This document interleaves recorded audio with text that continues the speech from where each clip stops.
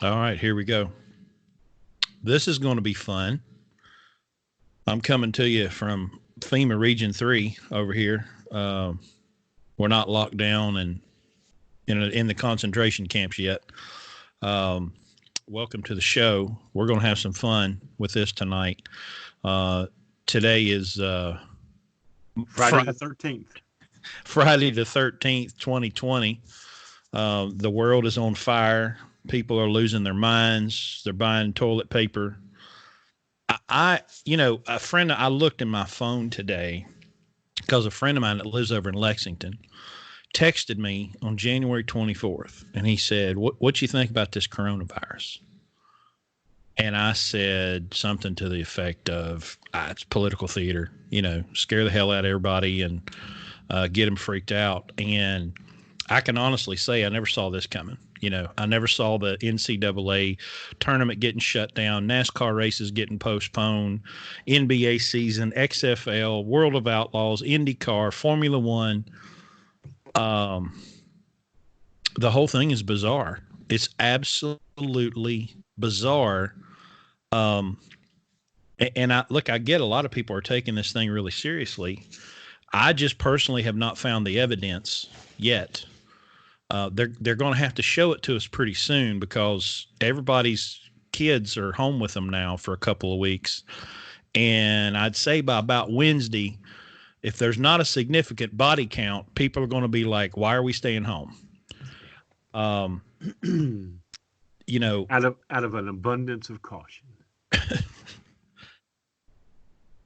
I wish in 2020 we could be honest, because what I think the press release should have said is, here at NASCAR, here at the NCAA, here at the NBA, we're shutting everything down because we don't want to get sued. We don't really give a crap about your safety and security. We're not really all that concerned about your health. We just don't want to get sued. Because if we go ahead and have our event, and I guarantee you, if we were in the offices down in Daytona Beach, because Atlanta, the truck series, like they were unloading their trucks, getting ready to get on the track and practice, and NASCAR told them to load up and go home. And I guarantee you, the lawyers came in and said, y'all have lost your minds. What are you doing? Mm-hmm. Get these trucks out of here. I think my personal opinion here is that the American corporate media are domestic terrorist organizations. They ought to be ashamed of themselves. They ought to be afraid to show their faces in public. They're absolutely irresponsible. What they have done over the last couple of weeks is unforgivable. It's irresponsible, and it's uncalled for. I have done some of my own research, and I went back through my own Facebook posts. You can search your profile. And I went back searching for Ebola because that was the last big one in 2016. 2018 was Zika. 2016 was Ebola. It seems like there's one every election year. It's funny how that works out. What I found about Ebola, all the language is the same. The death toll and, it's going to affect this many people and these many people are going to die. I'm trying to figure out why this is the one that stuck. Ebola is a lot more deadly. I don't know why we didn't freak the hell out when they used the exact same playbook that they've used now, the same phrasing, the same presentation. But this is the one that's taken us by storm. And, so look, I'm just going to go on record. I don't buy it. I have yet to meet a single person face to face in my peer groups that believes what they're telling us. And, every person I encounter, they're like, what are we doing? What in the world is going on here? And, well, the example I use is that I feel like I'm in Vegas at a David Copperfield show, magic show, okay, illusionist. And there's fireworks going on over here, and we'll call that the coronavirus, to get my attention, because over here where I'm not looking right now, they're taking a big gray elephant off the stage, because he just made him disappear. So Yeah. what I'm wondering is what's the gray elephant? What are we being distracted from? What's the real thing here that we need to be, that we're not looking at, And then of course, and again, I try not to get political, and I don't really have a favorite side here. I'm a registered independent. I don't have an R or a D anywhere in my profile. How dare you? I know. But some things that come to mind, and again, I'm just talking here. Okay, I do not represent anybody, but me. But during the Ebola deal and the other deals, no one had stood up to China the way we are now financially with all these tariffs and all this trade stuff that now is somewhat leveled the playing field in the world exchange. That wasn't going on then, and it is now. I mean, how much money are we costing China, in tariffs and whatnot, and trade, deals, redoing trade deals that before were obviously not very good deals for the United States. And then the other thing is, they have tried everything they can to put this man out of office. Nothing has worked. The only way they could make him, lose his momentum is destroy the economy. And I don't think we're going to kill a bunch of people. We're just going to destroy the economy in the meantime with this thing. I mean, everything right now is pulled back. I mean, look at how no one is going out to eat. No one is going to Disney World. No one is going. But hold on a minute. That's the thing, though. I mean, I just went to Hurricane, right? 20 miles down the road, and everything's booming. I mean, you live in West Virginia. I looked at the coronavirus map. You're the only state in the United States that has no case. Listen, we won the champ. They made an NCAA bracket, because, and West Virginia won. We're actually number one in something. We beat Mississippi, thank God. It was between us and Idaho lost. We are the coronavirus. Somebody put on Facebook a while ago that the coronavirus must not like pepperoni rolls, John Denver, country music, and Jesus. And that's why it's not here yet. And hillbilly hot dogs. And hillbilly hot dogs. Look, obviously there's a lot of conspiracy theories, God help you if you go on the internet. Okay. But take the origin of the virus and set it over to the side for a second. Because at this point, it doesn't matter who manufactured it and it doesn't matter who released it. Okay. Because regardless of the origin, here's where we are. Mm-hmm. And this, in my view, overreaction has ground the economy to a halt in certain sectors, mainly in entertainment, because I'm still working. I'm still booked up through the 23rd, and there's no reason so far that I see that my loads aren't going to run. We told people, okay, we're going to self-quarantine. Don't go to gatherings more than 100 or 250 people. So we all ran to the grocery store, to the big box store, and we all commingled. It just seems counterintuitive and illogical that we're still doing all of this activity. All right. And so when they canceled South by Southwest in Austin, okay, it was a very interesting press conference where the mayor comes out and says, okay, in an abundance of caution, seems to be the word that everybody uses, the phrase, in an abundance of caution, we're going to cancel South by Southwest. Now, he said right after that, now we don't believe that canceling South by Southwest is going to stop the spread of the virus. Okay. But they shut it down. And, it's going to cost us $350 million and, all this stuff. Okay. Now, mind you, this was 1 hour after the president signed that $8.3 billion bill. Okay. And inside that bill, there's $475 million to go to cities and states and locals that are impacted. You know, of course, we now we got 50 billion more to go on top of it. But 1 hour after the president signed that thing, they canceled South by Southwest. Okay. Then that evening, you had the mayor and you had two other people. I think one of them was like an attorney, city attorney or something like that. Dude, they're out in a bar drinking shots of tequila saying, now we canceled South by Southwest and it's going to be really hard on the bars and the restaurants. So everybody go out. And I'm thinking, oh, wait a minute. If this virus is so virulent. I just made up a new word, I think. If this virus is that bad, contagious, and so easily spread, and we can't have South by Southwest, we can't have the NCAA championship, we can't have the conference championships, we can't have NASCAR races, we can't have Formula One races, but everybody go to the bar, everybody go to the restaurant, support your local economy. Right. It just seems like such horseshit to me.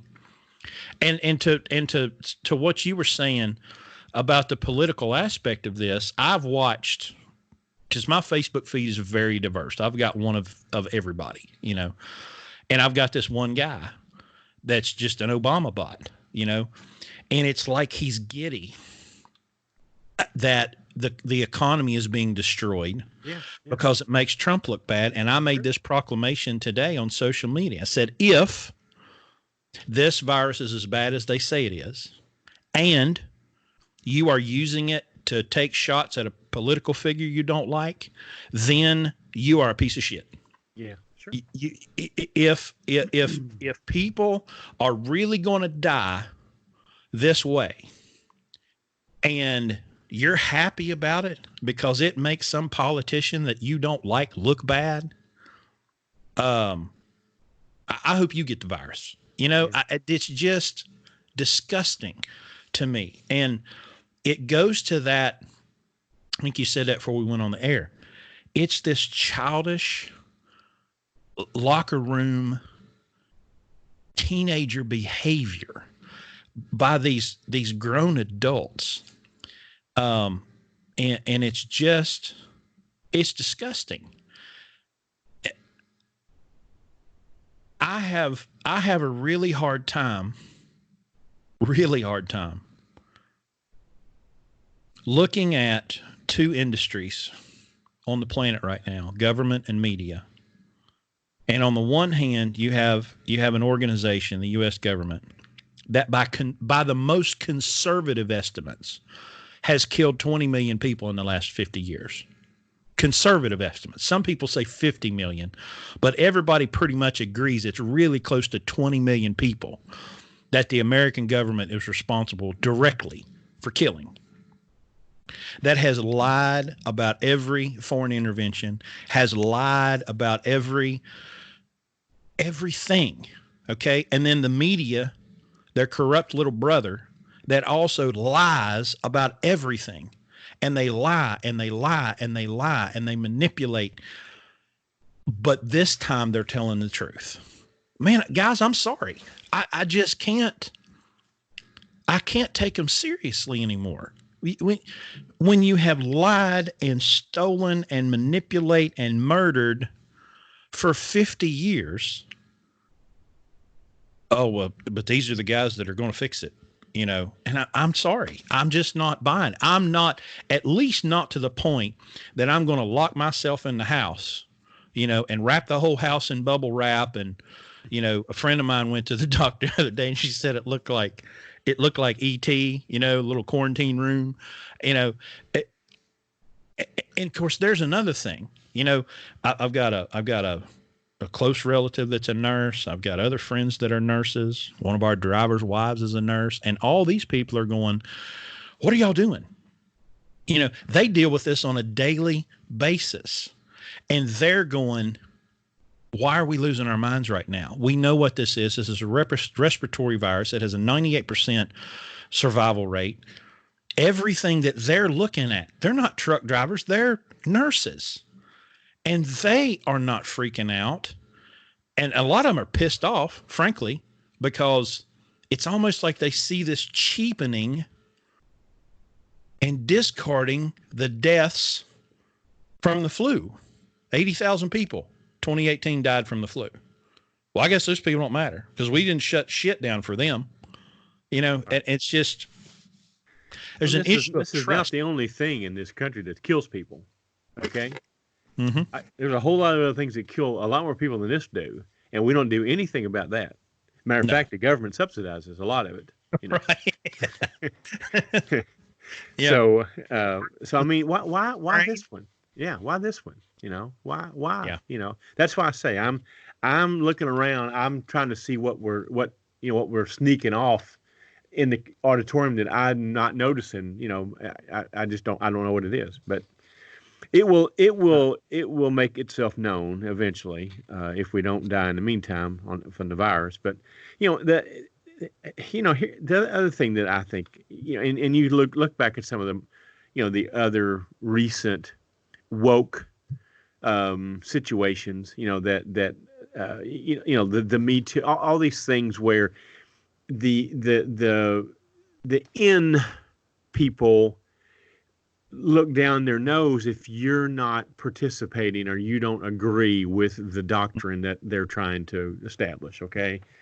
And I think that this is right now, just like with NASCAR, I don't think NASCAR can give a rat's ass, okay, about whether or not this, you know, virus is, but it makes them look so bad, Right. especially the lawyers and the, you know, the people whose job it is to watch out for this stuff, if they don't participate, you know, in this, you know, escalation of fear, you know, because now you're the one over there that you know you don't care about Americans, you don't care about this, you don't care about that.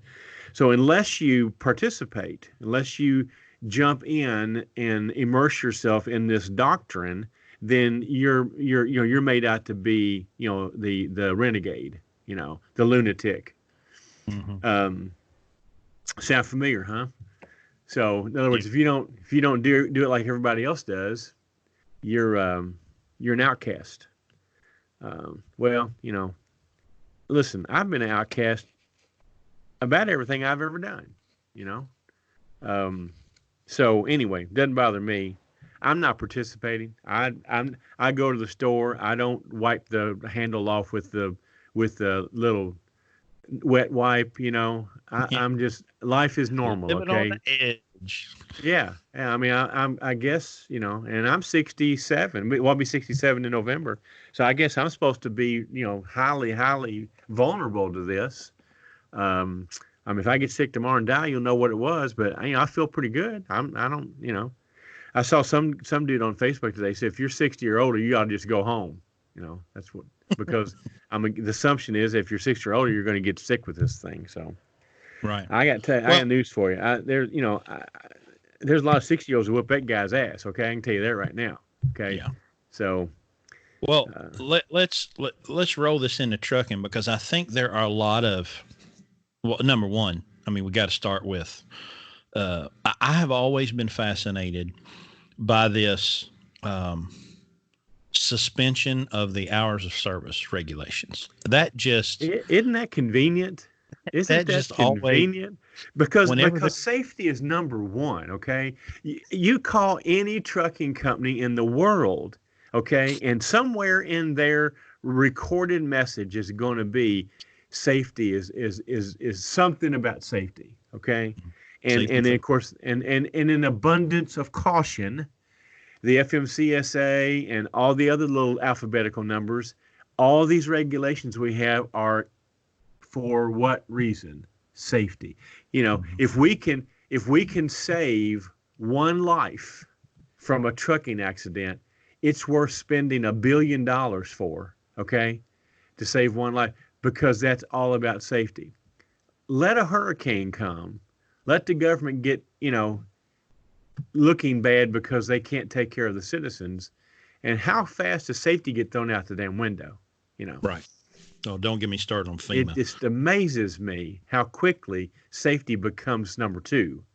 You know, when it's convenient for the government for us to not be, you know, you know, I can't decide tomorrow that I can drive 13 hours, because I feel great. But the government can decide today that tomorrow I can because they need to shit on my truck, right? So, yeah, don't get me started. You already got me started. So it's interesting. It's interesting to talk about that. Which I don't guess as of the last time I checked my phone, they haven't come out with the details. But for certain shipments, I'm sure. Because that was a big part of Trump's press conference today. And there's one thing, I haven't watched a presidential press conference in probably 15 years, but for some reason I watched that one and it was hilarious.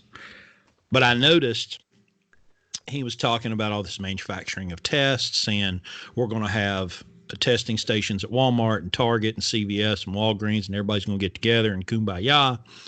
And I thought, well, if somebody's going to manufacture all this crap, somebody's going to have to haul it, Yeah. So I kind of saw the exemption coming, but it's so that's one thing. Okay. I was concerned really last night and this morning, because when this came in waves, the first thing we heard was, wait, we're going to play the NCAA tournament without fans. And I'm like, well, okay, and then we start talking about NASCAR races without fans, and I thought, well, okay. And then I started personally getting concerned that they would try to shut down interstate travel. And I thought, well, there's no way they can shut the trucks down, because hell, nobody have any toilet paper, So I thought, well, probably the worst it can get is they'll put cops at the borders of the states and no cars can get through, but trucks can, Twisted Truckers had a picture up the other day, purportedly from, I guess up in Mahoutini, PA. Yeah. Procter & Gamble trucks lined up waiting for toilet paper. Yeah. Which don't surprise me because we cleaned them the hell out. Right. But it number one, it shows the importance of this industry. And I told my wife, because she, bless her heart, she went to go try to find a loaf of bread. And I said, just wait till Sunday.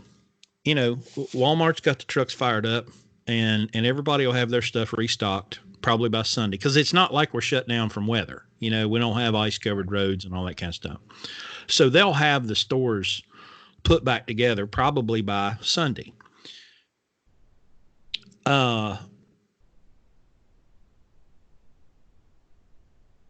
But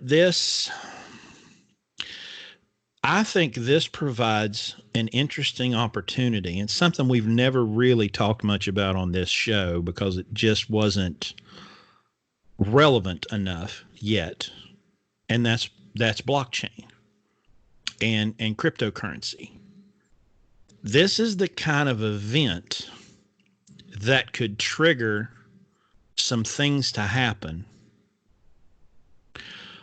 because the future that I see personally is a move away from fiat currencies that are issued by governments over to a cryptocurrency with networks run on blockchain. Now, before I get too deep in the woods here, I thought of a pretty good example. We use an app called Signal for communication with our drivers because it's cross-platform. So it doesn't matter if a driver has an Android or an iPhone. We have this one app that works on everybody's phone, so we can send fleet messages and we can send individual messages, and it's an easy way for us to communicate with the fleet. So if you think about it on a fundamental level, I can send a message out to all of our drivers at once. So essentially what that is a social network. It's a network of people, and we can send links and pictures and videos, and we can do all the things that we can do on Facebook. The difference is if I put something on that network, the other people in the network cannot delete it. Right. They can remove themselves from the group, but they can't delete. Change the content. They can't change the content. Okay. And the content is always preserved for us. Right. As well. So now, the extra layer with Signal, which was developed, Edward Snowden helped develop this, is it's completely encrypted end to end. And if you're not a part of that network, you don't have access to it unless you have one of the devices that has the security key. You can't access it. It's completely blocked to any third party. Okay. Sorry about that, NSA. Hate that for you. Okay. Yeah. So in a way, the blockchain is very similar to that. A blockchain is a decentralized, immutable ledger. Okay. It cannot be changed. Blocks of information are put into that chain. And once the block is created and another block comes in behind it, in order to change what was in the first block, you have to change the second block as well, and the third and the fourth and whatever comes. And the links in that figurative chain, they're immutable. They can't be changed. Once they're in there, they're there forever. Okay. It's incorruptible. Incorruptible. Yeah. I mean, there is a way, but it's called a 51% attack, and it's almost impossible. Right. Okay. Right. So you have this delivery system, for lack of a better term. It's a ledger. And in order for those blocks to be created, a computer has to do some complicated mathematical equations and solve a problem that puts that information in that block. And when that computer does that work, it is rewarded with a currency. Okay, so if it's a blockchain or a Bitcoin chain, then it's rewarded with Bitcoin. If it's an Ethereum chain, it's rewarded with Ethereum, and so on and so forth. There's probably 1,000 different currencies right now. Okay, so there's value in that work, like mining for gold. That's why they call it mining. The computer does the work. The computer's rewarded with that little tiny piece of currency. Okay.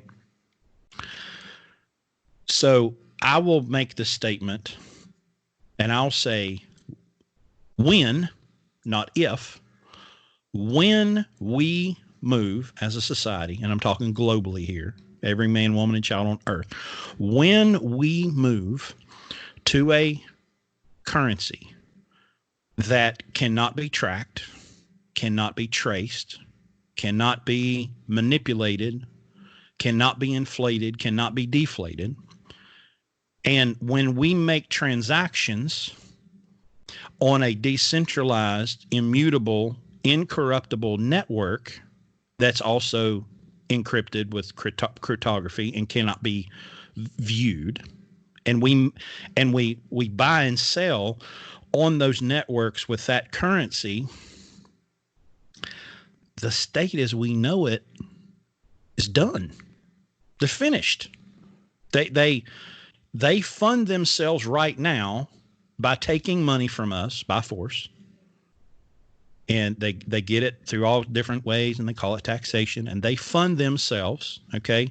So the president today signed an emergency declaration for $50 billion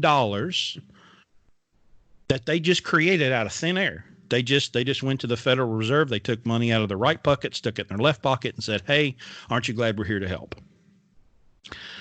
That $50 billion came from all of us. That's our money. They're taking away from us and then giving it back to us, and then say, well, they're taking more from some people than they are others. Well, that's for damn sure.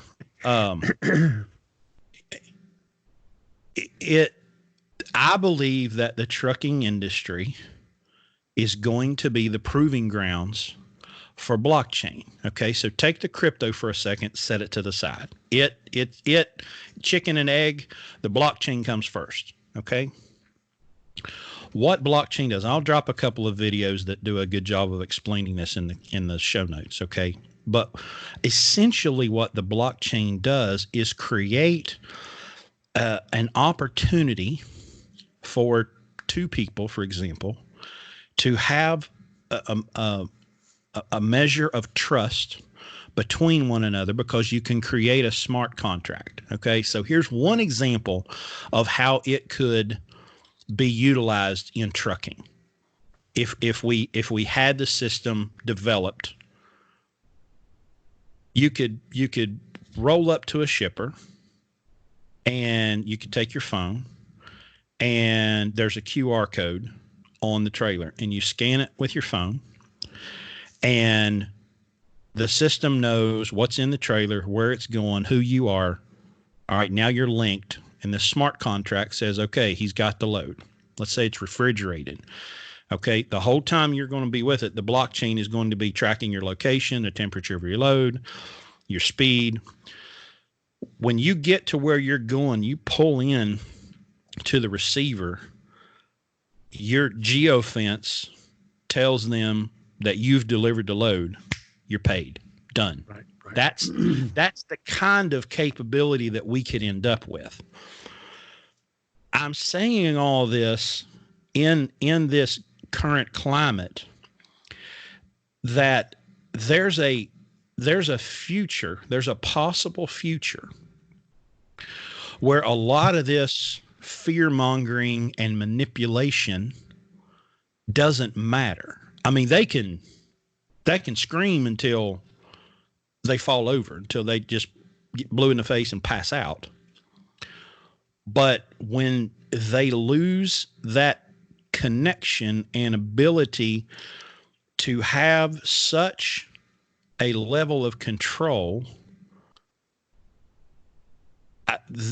a lot of these, I'll say, if this is the scheme, okay, maybe it's not. Maybe the coronavirus is real. Maybe it's going to kill 500,000 people. I don't believe it, but let's say that it's real. If it was a scheme, good luck to them. You know, it just transfers the power to the individual, because possession with intent to deliver is what I literally do for a living. So what's in my trailer is none of your damn business. If you're not the shipper and you're not the receiver, it's none of your business, period. The only possible exception to that is dangerous cargo. You know, yes, we should have some sort of warning system, which we do with placards, that if I'm hauling a product that could potentially be dangerous to other people that are in proximity of that, they should know, oh, that's dangerous. It's a 1993, so it's diesel, whatever. But beyond that, it's none of your business what's in my trailer. It just doesn't matter. So this could be a catalyst. You know, and of course the people, these, like you said, that the way I view the Trumps and the Obamas and the Nancy Pelosi's and the health experts and the health professionals is they are in this class of people that look down their nose at the rest of us peons, and I believe that they legitimately believe in their minds that they're better than we are. And if it wasn't for them, you know, we'd all be lying down in the street, cannibals, eating each other's guts, because we're just too stupid to be left to our own devices. And without their wise counsel, guidance, and interference, society would collapse as we know it. So this could be the catalyst, because let's think about this for a second. Okay. It's Friday, March 13th. We're on about day 3 right now. Okay. In my state, they've shut the schools down for 2 weeks.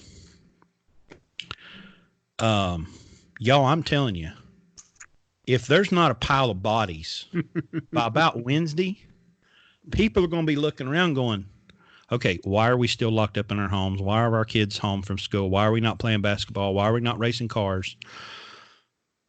It's going to be very, very difficult for them to keep this up for 2 weeks. 2 weeks is an eternity in 2020. It's an absolute eternity. People are going to get bored. Hell, they're already bored. I mean, it ain't even been 2 days. And, you know, I don't see how this is going to play out, you know.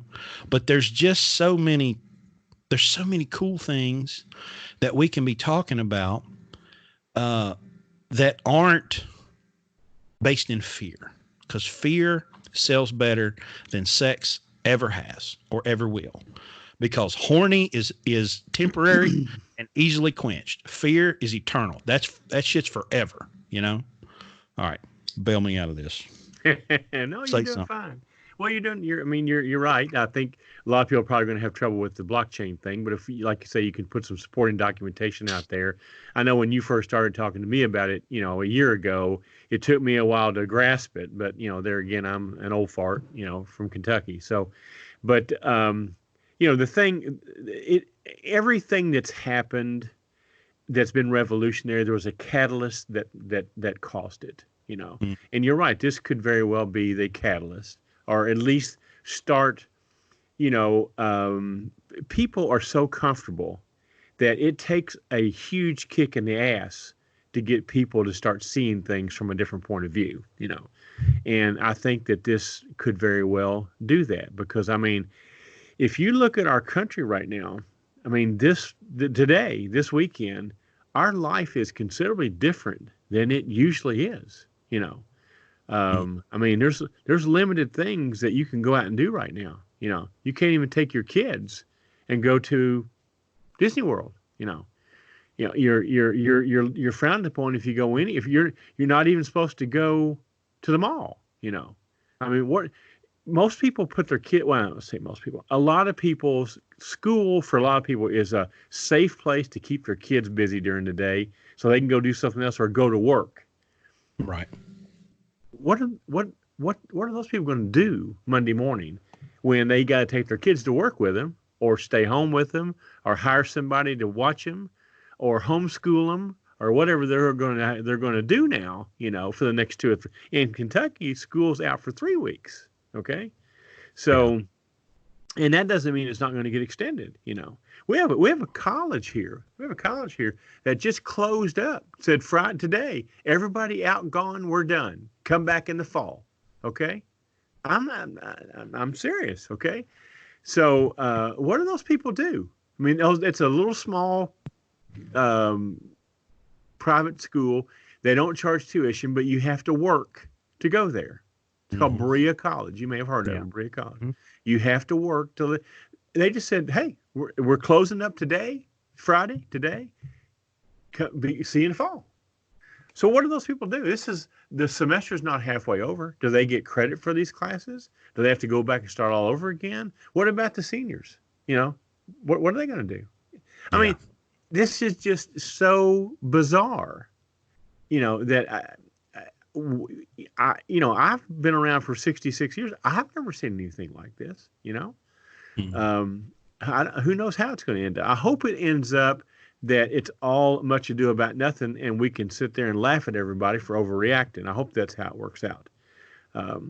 But at the same time, I think that we'll never, ever forget what this weekend felt like. And like you said, this could be the beginning of some modification to the way we think, I remember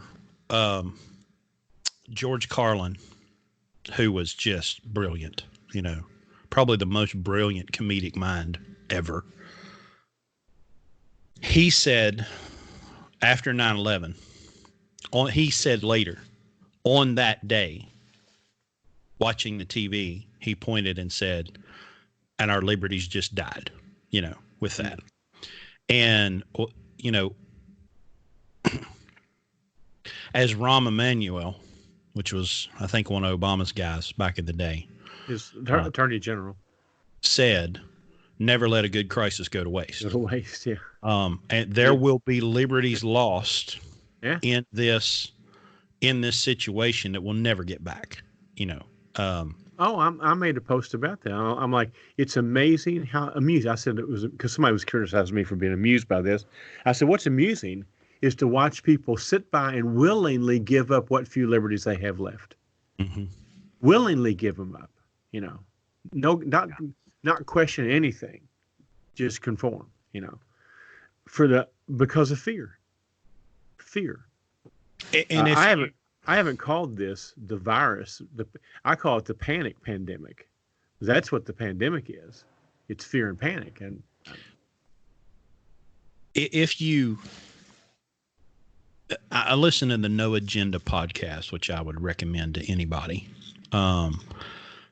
See, Adam Curry will actually go read like that $8.3 billion spending bill. He actually read it, and he read portions of that bill, what the money was for and where it was going. And if we as citizens would just do that, because if you saw the number of times the word surveillance was mentioned in that bill, it's troubling.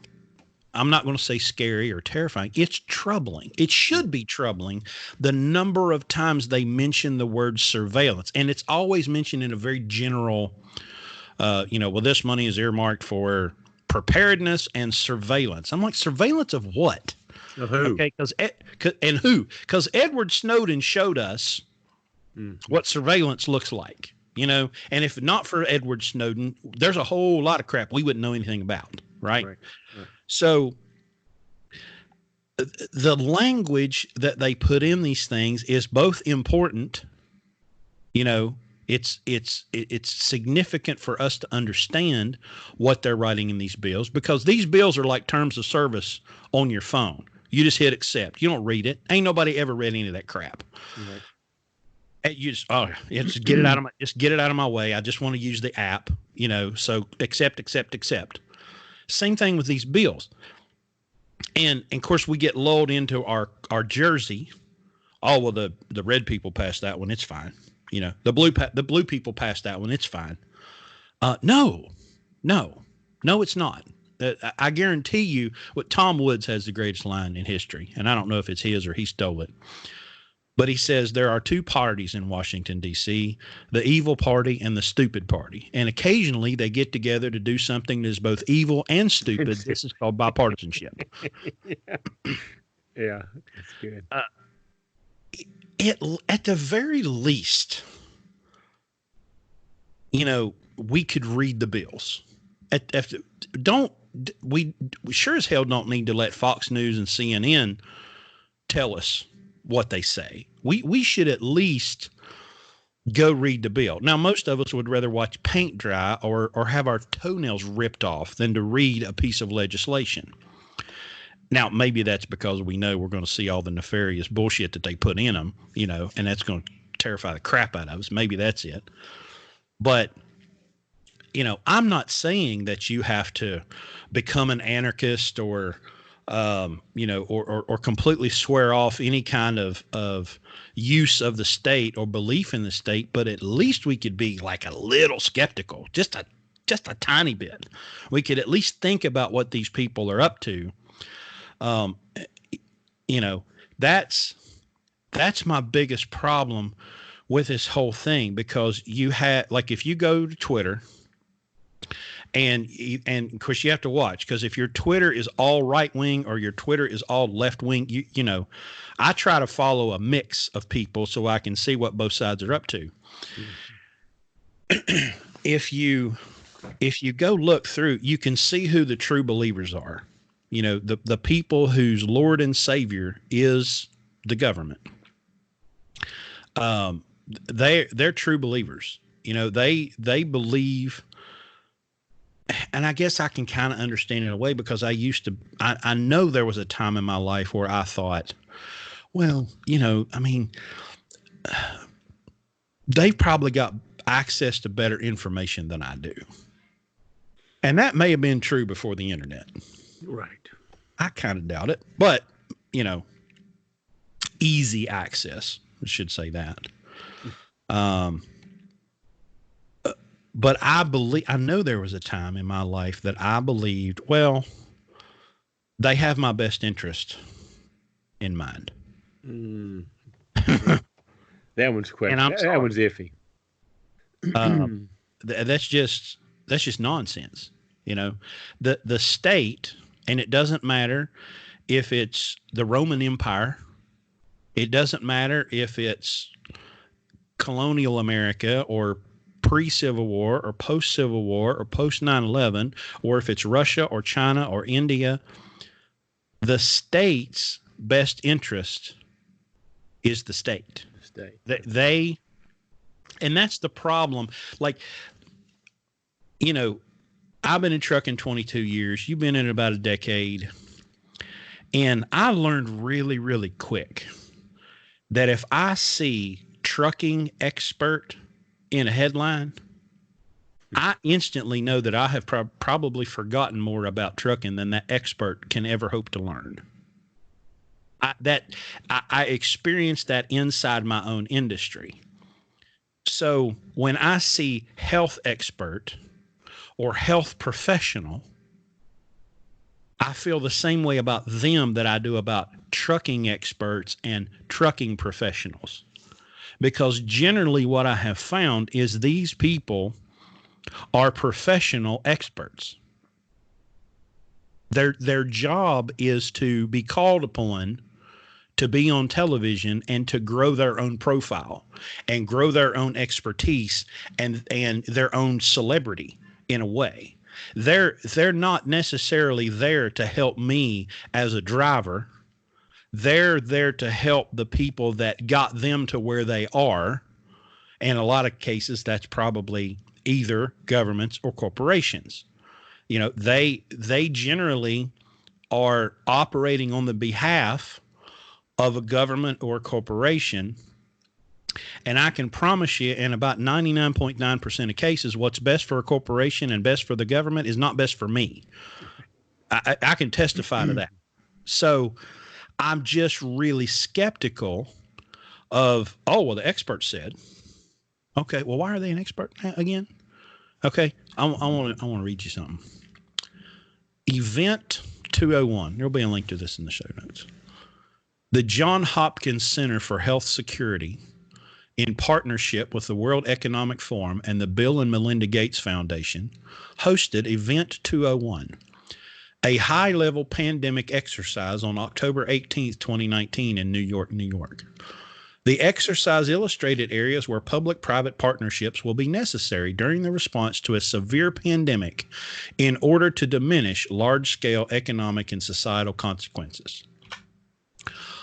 October 18th, 2019.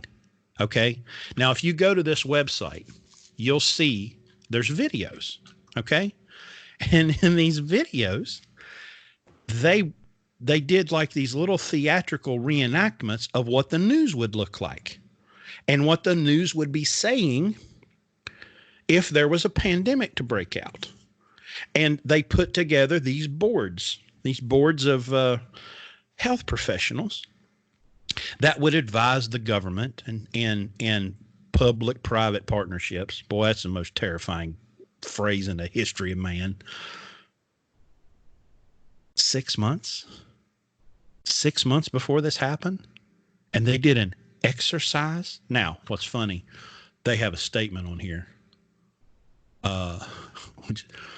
In October 2019, the Johns Hopkins Center for Health Security hosted a pandemic tabletop exercise called Event 201 with partners.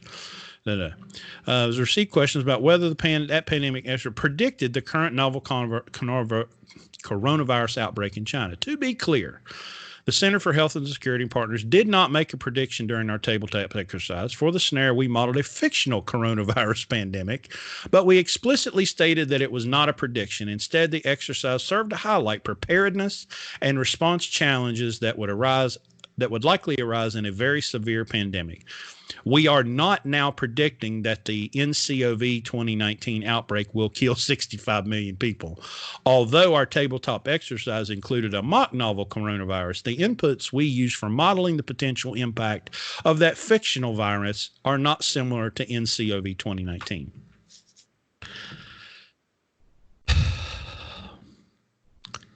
If you read the bill and if you listen to what the news is saying and you listen to what the experts are saying and you listen to what the government's saying, y'all, it's almost word for word of this Event 201. I'm not saying it's a conspiracy. I'm not, and I don't believe it is. but they have a vested interest. It's to their benefit, you know. I've been racking my brain trying to come up with if someone had a product to sell, you know, I mean, if you were building lifeboats in 1912, you know, when the Titanic sailed, hey, all the boats should have these lifeboats. They're really important. They can really save lives.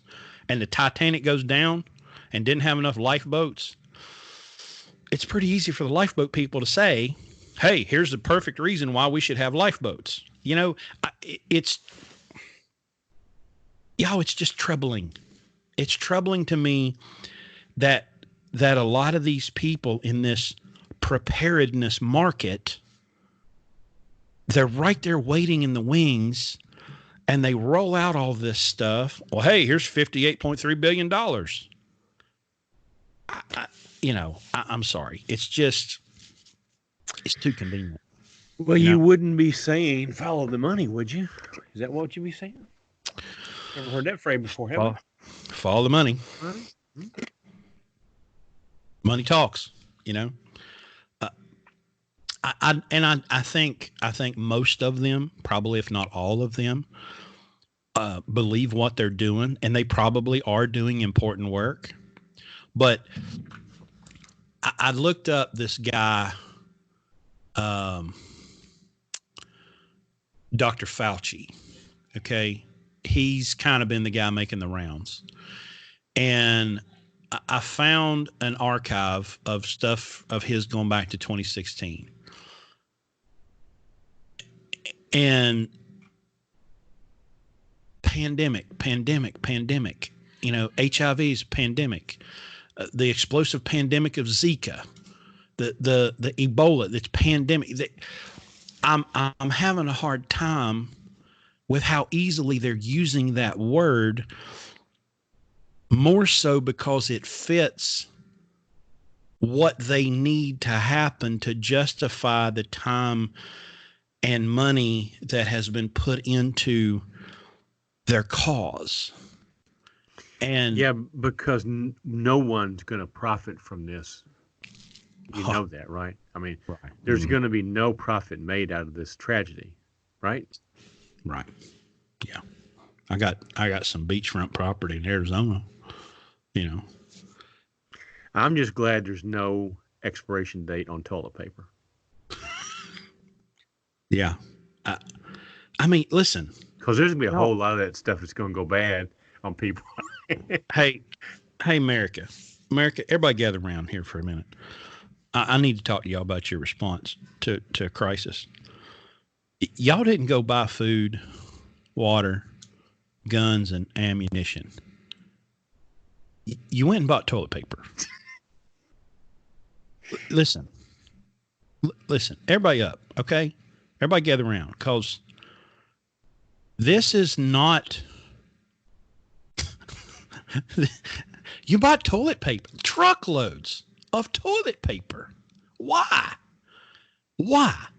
You know, and I got a little spicy on it today, and I thought, y'all went and bought toilet paper to wipe your pampered asses.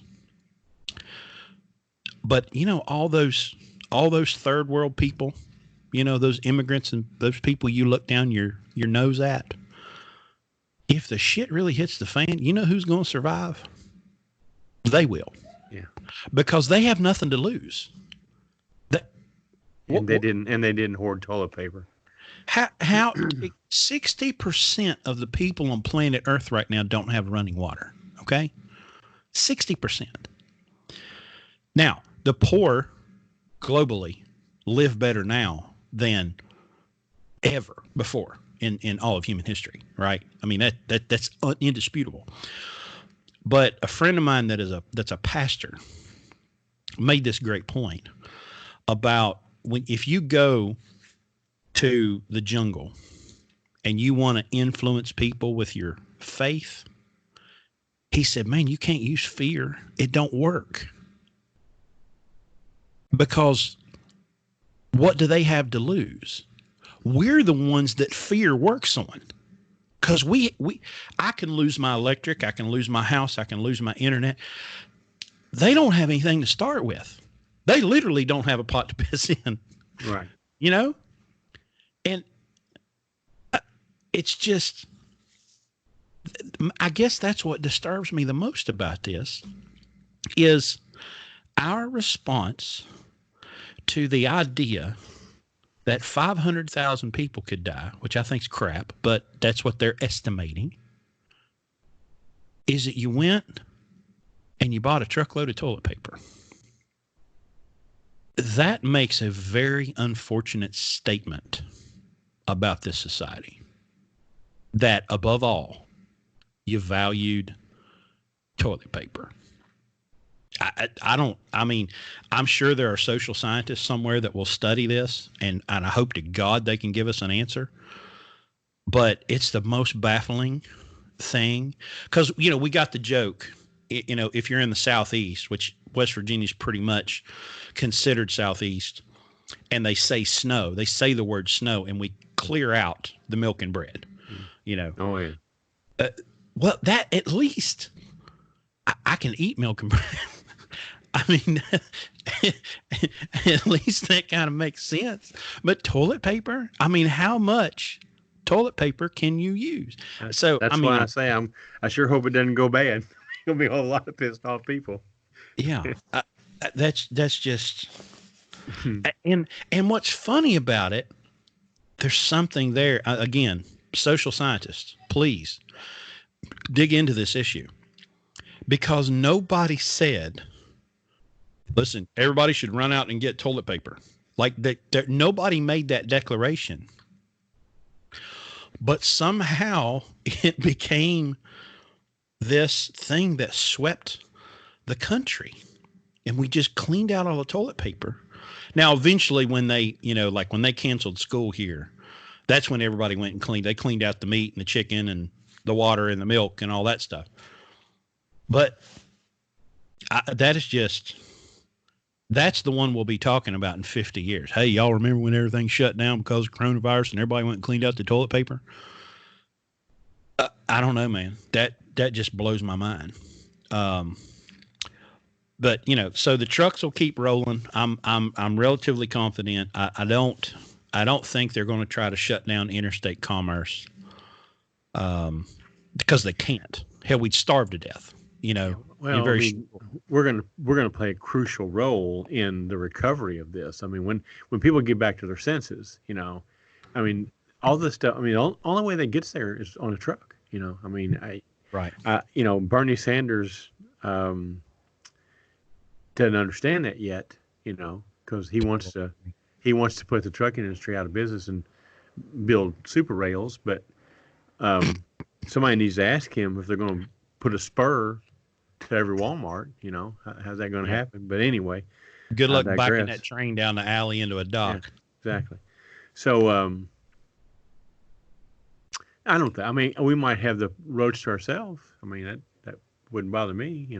So. Yeah, that could be a highlight. Well, and I think, as unfortunate as this is, that I'm going to say, this probably will clean out another 1,000 companies. Well, that's going to be, that again. I hate to be that guy, but I mean, and we've talked about this over and over and over again. If you're on the edge, any kind of hiccup in the economy, I mean, there's going to be a lot of companies, trucking companies, and independent owner operators that are not going to make it. They're already on the Facebook. They're going, well, this would sure be a good time for us to strike, so we can really show them what it looks like when shit hits the fan. I'm like, yeah, go ahead and try that. Yeah, this would be a good time to do that. And then of course, now they're going, well, if they need toilet paper that bad, the rates ought to be $8 a mile to get it there. Yeah, well. Well, listen, the reality is we are putting a very large machine in first gear, with what we're doing here. And I cannot logically see how this lasts 2 weeks, but if it does 2 or 3 weeks, because we've already had shipping from China interrupted. And we get a lot of stuff from China. We get a lot of stuff from all over the place. I talked to a fellow driver today that runs down to the ports with chemicals, and they won't even let you on the port right now. So there's such a disruption that it's going to create a problem that could clean out another big chunk of capacity, and you take another 15,000 trucks out of the market or more, and then we start putting the economy back in gear and get it rolling. We could probably see a 2018 style bump. We could see some really big rates. So I think it's stupid and unfortunate that we're going to put everybody through this hell and this. My mom is 78, and I called her yesterday, and she watches way too much Fox News. And so I was concerned that she was just going to be freaking out. And I was really relieved to hear her have some skepticism in her voice. And she's like, I'm just not buying it. It doesn't make sense. I'm like, well, thank God. And the only thing she was worried about is that she thought the virus was airborne.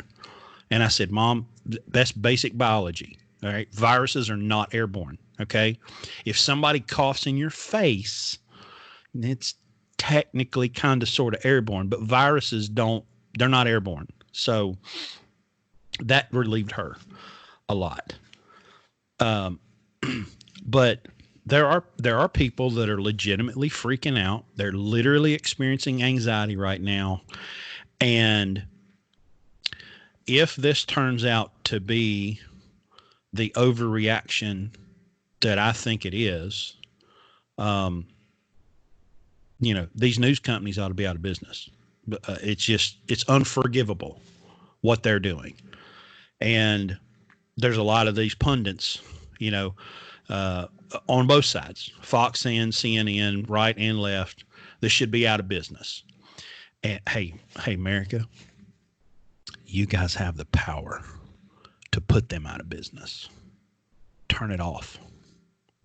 Just turn it off. Do yourself a favor. Turn it off. Well, the other thing too is you get rid of the red shirt and quit looking at things, with a bias already built into it. Do yourself a favor and look at both sides of every argument, and don't identify with either one. Listen, because neither one of them are really right. It's somewhere in between, Yeah. And if you quit identifying with one corner or the other, then you'll start to realize that, it first of all, it's so infantile, the process. It is. I force myself to participate, but I hold my nose and just, all I can, I've got vomit in my mouth, the whole time I'm doing it. But I feel like I need to be informed. I need to, I want to have, the right perspective. And so I don't look at it, I don't go into the argument or the debate or the whatever already wearing a colored jersey. That just doesn't make any sense to me, because it's rare that you take somebody with a red jersey and put a blue one on them. It is rare. Right. And vice versa. It is very rare. And when you look at elections in this country, neither one of those corners are what win the election. It's all the gray people in the middle who you influence to go one way or the other. That's where the election is. So be the gray people, that'd be my message to you. Take the jersey out and wipe your ass with it and save your toilet paper. Okay. You throw it away. Well, a lot of people will ask, because I'll make a statement like, look, I stopped consuming corporate news a decade ago. To the person with their jersey, the diehard Fox News watcher, the diehard CNN, MSNBC, whoever it is. Well, in their mind, that's where the news comes from. That's the only place the news comes from. And they'll say to me, well, where do you get your news? I can give you a perfect real world example of how it happened. About 2008, when Twitter was brand new, a bunch of the sports journalists in the NASCAR garage jumped on Twitter because I was a NASCAR nut and used to listen to that satellite radio channel all the time. I started following these journalists. And what happened slowly was I got to know the people that were writing the story. So up until Twitter, I would pick up a USA Today, or I would go to jski.com or Sports Business Journal or ESPN or whatever the outlet was, whoever had the distribution network. Okay. Well, I didn't know Bob Pockris. I didn't know Jeff Gluck. I didn't know Jenna Fryer. I didn't know Nate Ryan, Matt Weaver. See, it gave me a direct connection. Okay. Well, then I started realizing, well, you know, there's people that cover NASCAR that I like, and there's a couple people that I don't like. Well, the couple people that I don't like, I just unfollowed. Okay, well, fix that. I don't have to worry about them anymore. Well, then they started changing. You know, Nate Ryan left USA Today to go to NBC. So Jeff Gluck left SB Nation to go to USA Today. Well, I still had the same guy. He just worked for a different publication. And then USA Today got a little sideways with Jeff Gluck, so he told him to pound sand and went and created his own website and did that completely independent for 2 years. Now he's at The Athletic. But it never changed that I had the individual. Well, over time, I started finding other individuals that covered economics, that covered history, that talked about politics. And so my Twitter feed now is it's almost one-on-one, you know? It doesn't matter if someone writes for Fox News. Maybe they do. Maybe that's where they get their paycheck. Or maybe they write for CNN. Or maybe they write for the Huffington Post. Or maybe they're completely independent and their stories get picked up by these. But I don't. Oh, well, that person works for Fox News, so they must be. No. Oh, well, they work for CNN. They must be. No, that's not how it works. You know, this will hurt a lot of people's feelings. Al Jazeera is not a terrible place to get information about the Middle East. You know, the BBC is not a terrible place to get information about what's going on in Europe. You know why? Because they're there. Al Jazeera is in the Middle East. Now they put out a lot of garbage, but so does everybody else. But right? see, people feel comfortable when they find that source, right, and that person supports what. I mean, again, they're not looking for the facts. They're not looking for the unbiased truth. They're looking for someone that supports the position they're already in.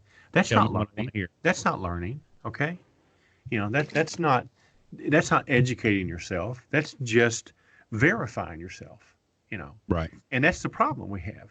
Okay, that's exactly the problem we have. Is that everybody just wants to hang out with the people that are like them. Okay, so I discourage that.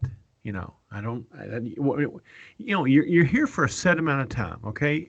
You know, it's just like we talk about in business. Okay. If you're going to be in business, don't you want to make the most you can? You want to make the most impact you can, make the most money you can, whatever. Why do you want to live your life with the least amount of education that you can? You know, it's the same thing. Be all you can be, you know, isn't it an army term or something? Yeah. But, you know, be all you can be. I mean, why do you want to identify with people that already, you know, agree with you? I mean, geez, if that's how we felt, we would never be doing what we're doing, you know. Be a lunatic, be a renegade, you know. The people that made a difference, the people you read about, that's what they were. You know, that's what they Yeah. were. They were not afraid to take on a different identity. They were not afraid to stand out from the crowd and not be, not do things the way everybody else does, Uh, Have you ever heard of Wicked Intent Semi? I have.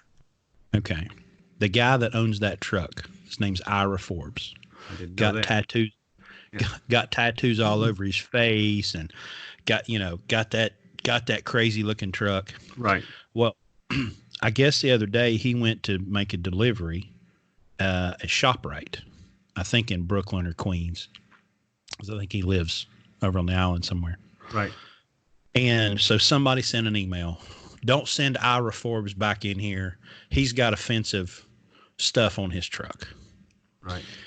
And my response to in a comment section was, y'all, can you imagine how boring life would be without people like Ira Forbes? Right. Exactly. Am I gonna cut my truck up like Ira Forbes' truck? Well, no. For fuel mileage alone. I mean, take out all the skulls and crossbones and chains. Right. But there's not another one like him. Right. Say what you want about Ira Forbes. There's not another human being like him. And it may make you uncomfortable. That's fine. But we need people like him. Absolutely. Because they remind us what individuality means. Looks like. It's important to him. And, so I appreciate him. Sure. Someday I hope to meet him because you can tell that he's a generally nice guy. Right. He does not suffer fools, Nope. and he'll chase you across the parking lot with a hammer, Right. so, Right. Well, but, nowadays we don't have enough people that stand on their own. Everybody wants to say something that they've heard somebody else say, be you. Tell me what you think. Don't tell me what somebody else told you to think. Do you. Just do you and do you well. Yeah. It's even with all this craziness, I still think it's the most fascinating time in all of human history to be alive. I mean, just the fact that we have the free distribution network to sit here and say this the way we have, and nobody can tell us not to. Well, they can tell us not to, but they can't stop us. Right. You can tell us to stop, but we're not going to. Everything that we do is built around serving people. Mm-hmm. Down to this,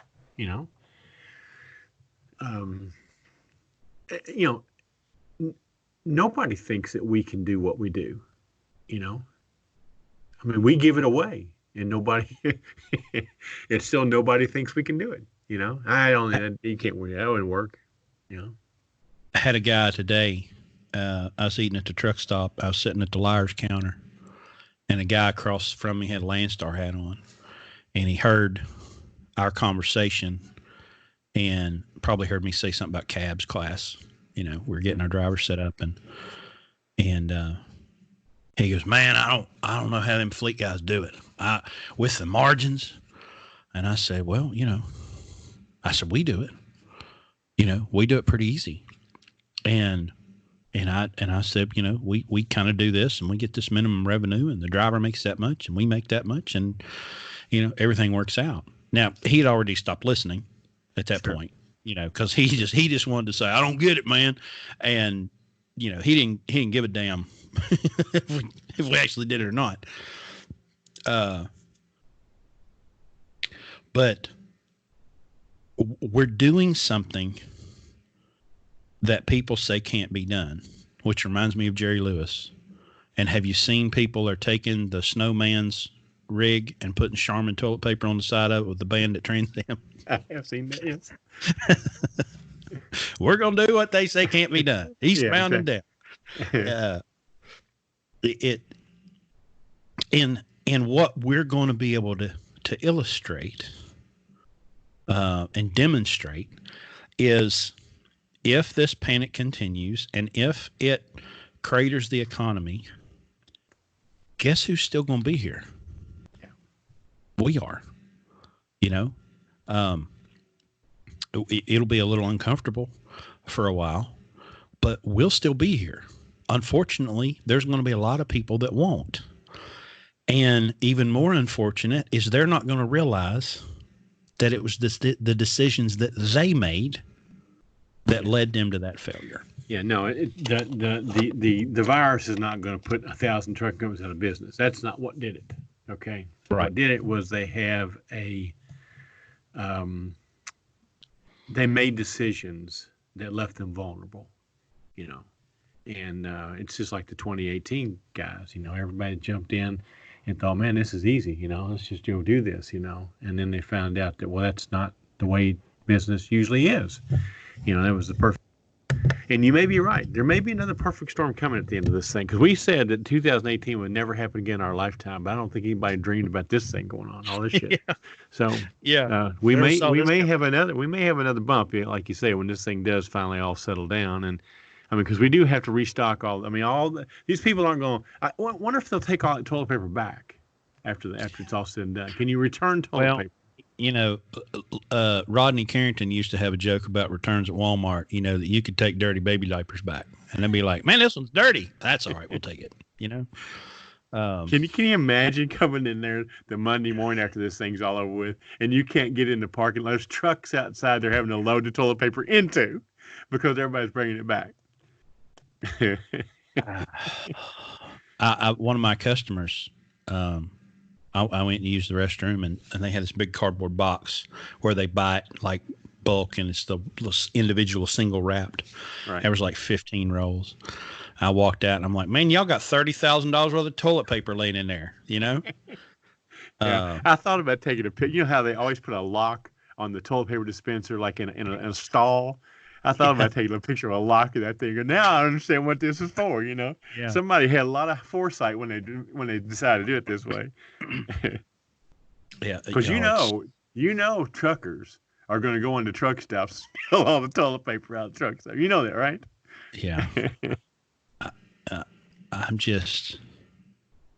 I don't know. It could get crazier. I can't imagine, but honestly believe that all of this was meant to lead up to this national emergency declaration, because that's what opened the vault, Well, and it's just, you saw it unfolding, and it just couldn't stop itself. I called the truck show way before they canceled it. I could see it coming, and they denied it. Oh no! Oh, we've already got freight being shipped in here. We got 24 hours. They canceled it, and I told the guy, I said, I don't believe it. I don't believe what you're saying. And so, and then you look. You could just, it just was like dominoes falling. You knew when they were going to have the conference tournaments, basketball tournament, with no players. I knew right then and there, this is going to get canceled. There will not be a March Madness this year. Do you know what that cost? I heard some guys talking today on ESPN that legal and illegal betting on just March Madness. My gosh. From 10 to 15 billion billion dollars are wagered. The only thing that comes close is the Super Bowl. Super Bowl's one game. March Madness is 64 games. Okay. Well, and I bet that don't include the office pools. No, it can't, because nobody knows what that is. But the handle, legal and illegal, between 10 and 15 billion dollars. Okay. Anyway. Yeah, and now I saw one guy tweeted that they shouldn't give the ticket money back. They should donate that to the stadium. Yeah. I would like to smack that guy in the face with a brick, because I'm sure he's thinking about the celebrities, that set half court. Mm-hmm. But there are literally people that save all year to go be able to NASCAR race. Yeah. NASCAR races into Yeah. tournaments. Sure. That's their one shot. Sure. There's one race in Atlanta. We don't have two races in Atlanta anymore. They have one race. Now it'll probably get rerun. But it just. Listen, I live in the most sports crazy state there is. Probably, well, us in Alabama, I'm sure. Alabama football, Kentucky basketball, and you're right. There are people that their whole travel, plans are around this basketball team. I mean, it's devastating in the state of Kentucky right now. I mean, people are just they don't know what to do. It's like they lost their best friend, wandering around out here going, there's no basketball this weekend. Everybody, I mean, it's crazy. It's absolutely nuts. I understand what it's like to be a fanatic. I was a Dale Jr. fan, but I need y'all to understand that the other day I'm talking on the phone with this guy. Which guy? This one right here in front of me. We're talking on the phone. And I know where this is going. We had a truck that needed picked up. And he goes, well, we're playing, and well, if we're playing, I'm thinking, who's we? You don't have basketball in your hand. I was like, what is that, your kid? It's just funny to me because in West Virginia, I mean, we've got Marshall and we got WVU, but I've never seen people own it like they do in Alabama football and Kentucky basketball. I mean, it's a sight to behold because it's like us. We're on the team. It's just I don't have anything to comprehend that. It's just funny to me. Well, I can't go pick that truck up because we're playing. I'm like, you ain't playing jack. So I just found that hilarious. I knew you did. I knew you didn't have a way to understand it. But let me tell you something interesting. Okay, Rupp Arena it used to hold 24,000. They've redesigned it, made the seats a little bit bigger, and attendance at all sporting events is down a little bit. So they put skyboxes. Anyway, it holds about 23,000 right now. But anyway, the point I'm trying to make is that do you know that people will those season tickets? I mean, they're generational. People who get divorced, one of the most contentious items in the divorce isn't the kids or the house. It's who gets the basketball tickets. I'm telling you, dude. It's just it's pathetic in a way because in Kentucky we got nothing else to do, But I've joked many times before. I live in Lexington, Kentucky. If you're not a basketball fan, they string you up by your testicles. Yeah. It's just a public hanging.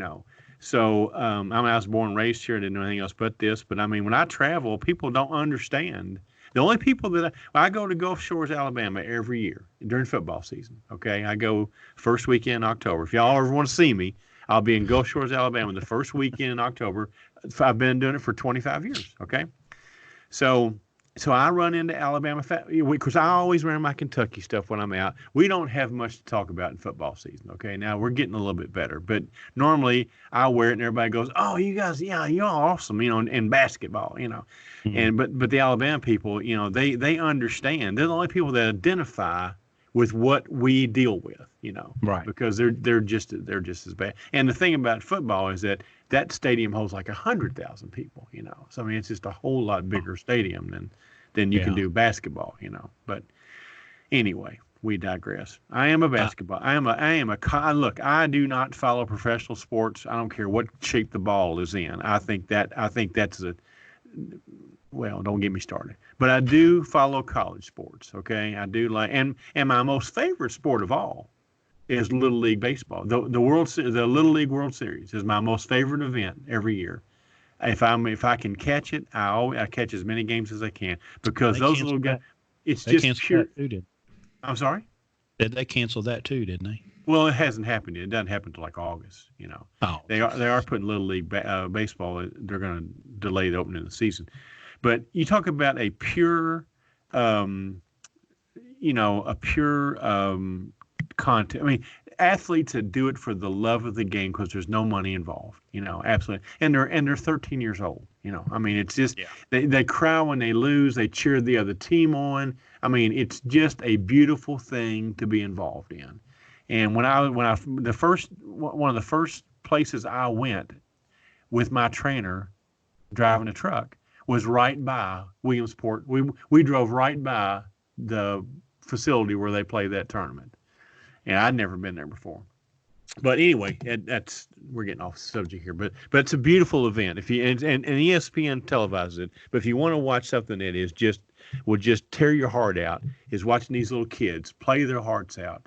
And they're, they cry when they lose, but they cheer them. I mean, their sportsmanship is not fake or anything like that. The coaches, they're supportive. I mean, it's everything that's good about sports is in that event right there. That's my favorite event ever. So anyway. All right. Well, I think we've done as much damage as we can do here. So we'll be back to you as long as the coronavirus don't come and get us on the next episode. So if you have any questions, send us an email. We can tease the next episode. Oh, yeah. Well, go ahead and do that. Well, we're going to talk about how we're going to get back to business. We're going to get off politics, okay? But we're going to talk about how being in business is all about learning how to solve problems. So we're going to talk about becoming a problem solver, because that's the key to success in any business, is becoming a solver. Certainly in this business, okay? So we're going to get back on the business thing, and we're going to give you some good stuff. But it's going to be, how to become a problem solver, becoming a problem solver, something to do with that. So that's what it's going to be about. Hey, we did fill our vacancy. Very excited about that. I'm not going to say the names because we haven't asked them if it's okay, but they're listeners, and we are very, very thrilled and excited to have you guys. And they'll be going through orientation here just in a few days and going. So we're super stoked about that. Our plan still, again, assuming that the virus doesn't put the trucking business out of business, is our plan still to put a couple more trucks on here soon. And so don't give up on us. Trucks may be on sale. They're on sale now. There's a couple today that I was looking at that. But yeah, they're going to get cheaper. So, but listen, if you're in the process and we didn't select it, that's not a slam on you. This was a very, very specific situation that we had to, there's some other factors that we had to look at, and timeliness was one of them. So don't be discouraged don't give up on us. We're still going to add a lot more trucks, and we're going to need a lot more drivers. So, stay in there, hang in there. Okay. And shout out to the guy, was it Antoine? Is that his name? Antoine. Yeah. Antoine sent probably the greatest email in the history of emails. Yes, he did. I guess he was like a week away from dropping $100,000 on a truck, and that's what he said. That's what he said. He said, I was going next week to spend $100,000 on a truck.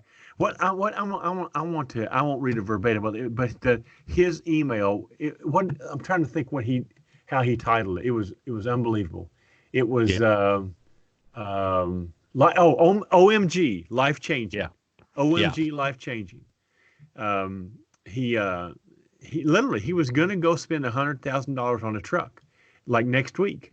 And he listened to our podcast, and we started thinking about it, and it made a lot of sense. And he goes, I would join your team, but Landstar won't take me because of my driving record. And we said, well, just clean that up, and we'll be around. But anyway, we talked him off the ledge. I mean, we probably saved this guy's financial life, honestly, because he now sees that you can do this without doing that. So we got a new listener. Welcome on, Antoine. We're glad to have you. I'm glad you didn't buy that truck. And we'll and keep in mind, we're working on developing a program that, because everybody can't come drive for us. We'll never have enough capacity to hire everybody. So we've got to have a way to help walk you through the process, and some steps to go through. And walk with you. So if you're wanting to get yourself in that position, we're working on a program that we can do that's beneficial to both you and us. So we can, get some compensation for our time and join with you in that. But we're working on that, because there will be people that will come along that are ready to get on that path, but they just won't have the opportunity or won't want to wait however long, because we're probably 6 months out, with the people that we've got in line to get on our next trucks. We're probably, if you send us an email today, you're looking at 6 to 8 months, before you could even, apply and get qualified. So, we can, because now we've got 4 people working for us, and all of them have come from the podcast, so that's, Yep. that's pretty incredible. But, we're working on that to get a way for you to make it to the same place with just on a little bit of a different path. So we're getting that put together. So, all right. Well, if you have questions, Chris at blueribbonlogistics.com, Larry at blueribbonlogistics.com, website blueribbonlogistics.com. We're on Facebook at Blue Ribbon Logistics. And until next time, everybody stay healthy, be safe. We'll talk to you. Good night, everybody.